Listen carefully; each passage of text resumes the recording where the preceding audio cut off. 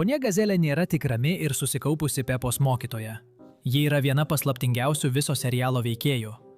Ir kai visi įrodymai sudedami vienas šalia kito, tampa labai sunku ją laikyti įprastu personažu. Iš tiesų, užuominos aiškiai leidžia manyti, kad ponia Gazelė gali būti kažkas daug senesnio, daug keistesnio ir antgamtiškesnio, nei serialas kada nors atvirai pripažįsta. Visa tai prasidėjo nuo Helovyno tematikos muzikinio vaizdo klipo Ponia Gazelė turėjo pilį, kuriame Pepa ir jos draugai švenčia Helovyną. Scenoje, kurioje Pepa lankosi pas ponę Gazelę, fone aiškiai matomas veidrodis. Pepos atspindis matomas taip, kaip ir tikėtasi, tačiau ponios Gazelės atspindžio visiškai nėra, nors jis stovi tiesiai priešais veidrodį. Tai, kas šią akimirką daro ypač neraminančią, yra ne tik dingęs atspindys, bet ir reakcijos į tai. Pepa atrodo nustebusi, kai tai pastebi, o ponia Gazelė visiškai nereaguoja. Ji nerodo nei nuostabos, nei sumišimo. Ir net nebando pasitraukti nuo veidrodžio. Jie elgiasi taip, lyg tai būtų visiškai normalu. Vampyrų mitologijoje vienas žymiausių bruožų yra atspindžio nebuvimas, simbolizuojantis sielos stoką arba ryšio su gamtiniu pasauliu praradimą. Ši detalė nėra atsitiktinė, ypač vaikų laidoje, kur viskas kruopščiai suplanuota. Tai atrodo tyčinis sprendimas, tarsi tylus mirktelėjimas žiūrovams, kurie puikiai supranta, ką reiškia tas nebuvimas. Ir tai nebuvo vienintelis kartas, kai vyko nutikimas su veidrodžiu. Ši detalė vėl pasirodo serijoje Helovyno moliūgų vakarėlis. Susišip su džiaugsmu parodo poniai Gazelėgiai savo vampyrės kostiumą. Ir vėlgi, fone stovi veidrodis. Susi atspindis aiškiai matomas, tačiau ponios Gazelės jame visiškai nėra. Ir šį kartą net pasakotojas pamini dingusį atspindį. Keista, ponia Gazelė neturi atspindžio veidrodyje. Ir tai dar ne viskas. Kai Susi sako, kad jie apsirengusi kaip vampyrė, ponia Gazelė keistai sako, kad tai jai primena jos senąją šalį. Vampyrė! Tai man primena senąją šalį. Ši viena eilutė atveria daugybę klausimų. Kokia šalis kelia prisiminimus apie vampyrus? Kodėl ji šį žodį sieja su nostalgija, o ne su baime? Tai stipriai leidžia manyti, kad vampyrai jai nėra tik pasakos, o jos asmeninės istorijos dalis. Madamos Gazelės namai pateikia dar vieną svarbų įrodymą. Serijoje, kurioje Pepa su šeima lankosi jos namuose, pats pastatas atrodo keistas, o įėję veikėjai slysta grindimis, tarsi namas būtų stovėjęs taip ilgai, kad jau nelygiai nusėdo į žemę. Nors tai gali būti pateikta kaip humoras, tikrasis išskirtinumas yra tai, kas kabo ant sienos. Juodai balta nuotrauka rodo figūrą, kuri, manoma, yra ponas Gazelė, ponios Gazelės vyras. Nuotraukos stilius iš karto leidžia suprasti, kad ji buvo padaryta labai seniai. Vien juodai balta fotografija nukelia mus kelis dešimtmečius atgal, tačiau vėliau serijoje viską dar labiau supainioja prisiminimų scena. Ponia Gazelė prisimena įvykius iš laikų, kai kalėdinė eglutė prie jos namų buvo visai maža. Šiandien ta pati eglė jau milžiniška, o tikrojo pasaulio biologija sako, kad toks augimas galėjo užtrukti 40 ar daugiau metų. Problema ta, kad ponia Gazelė atrodo lygiai taip pat ir prisiminimuose, ir dabartyje. Nėra jokių matomų senėjimo požymių, laikysena nepasikeitusi, jos veide nesimato laiko žymių. Tačiau jos vyras jau nebėra šalia. Tai sukuria nerimą keliančią užuominą. Jei jie gyveno kartu seniai ir jis senėjo įprastai, jo nebuvimas dabar leidžia manyti, kad jis gyveno ir mirė kaip mirtingasis. Ponia Gazelė, priešingai, liko nepakitusi. Tai puikiai atitinka nemirtingumo idėją, kuri yra vienas iš pagrindinių vampyrų bruožų. Ji išgyveno savo partnerį ne keleriais metais, o dešimtmečiais, galbūt net šimtmečiais. Jos komentarai apie šikšnosparnius prideda dar vieną sluoksnį. Vėliau, tame pačiame epizode, kai šalia jos namų esančiame medyje randama gyvenančių šikšnosparnių, ponia Gazelė pastebi, kad jie jai primena jos senąją tėvynę. Mano draugai šikšnosparniai. Jie man primena senąją šalį. Šikšnosparniai yra vieni iš universaliausiai atpažįstamų simbolių siejamų su vampyrais. Faktas, kad jie apie juos kalba su pažinimu, o ne baime, rodo gilų asmeninį ryšį. Atrodo, kad jie kalba ne tiek apie gyvūnus, kiek prisimena vietą ar laiką, kuris jau nebėra pasiekiamas.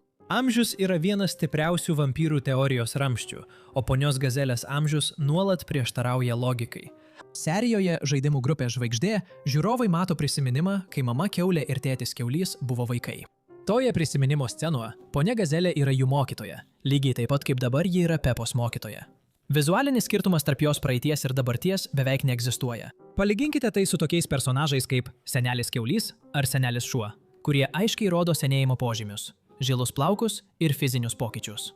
Ponia Gazelė tokių požymių neturi. Ji mokė bent 2 vaikų kartas, galbūt ir daugiau, tačiau pati išlieka tarsi sustingusi laike.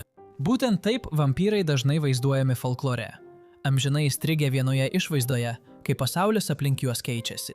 Jos fiziniai gebėjimai dar labiau išskiria ją iš paprastų veikėjų. Serijoje Šikšnosparnis ir kamuolys ponia Gazelė prisijungia prie vaikų žaidimo ir smūgiuoja kamuolį taip stipriai, kad šis pralaužia mokyklos stogą. Tai pateikiama kaip humoras, bet kai sustoji ir pagalvoji, tai visiškai nelogiška. Ji vaizduojama kaip pagyvenusi, tačiau demonstruoja jėgą, kuri pranoksta visus kitus suaugusiuosius seriale. Antžmogiška jėga yra dar vienas klasikinis vampyrų bruožas, ir čia ji pasirodo be jokio paaiškinimo ar pasekmių, tarsi serialas tikėtųsi, kad žiūrovai tai tiesiog priims. Serija Saulė, jūra ir sniegas gali būti pats įtikinamiausias įrodymas iš visų. Miestelio gyventojai vyksta į paplūdimį, tačiau randa viską padengtą sniegu. Kiekvienas personažas reaguoja būtent taip, kaip ir tikėtumėtės. Jie dreba, skundžiasi ir vengia ledinio vandens.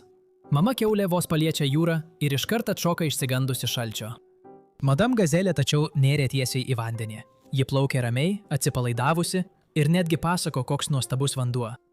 Ji nedvejoja, nejaučia jokio matomo diskomforto ir nereaguoja taip, lyg temperatūra jai turėtų kokios nors įtakos. Vampyrai dažnai apibūdinami kaip šaltakraujai arba bent jau nejautrus ekstremalioms temperatūroms.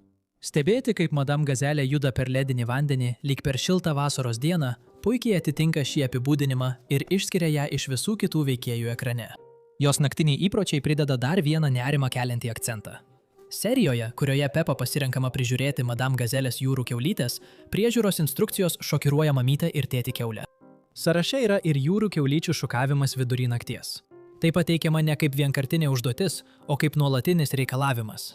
Daugumai žmonių keltis vidury nakties, kad prižiūrėtų augintinius, būtų absurdiška, tačiau naktiniam padarui tai būtų visiškai normalu. Vampyrai garsėja kaip nakties padarai, aktyvūs tada, kai kiti miega.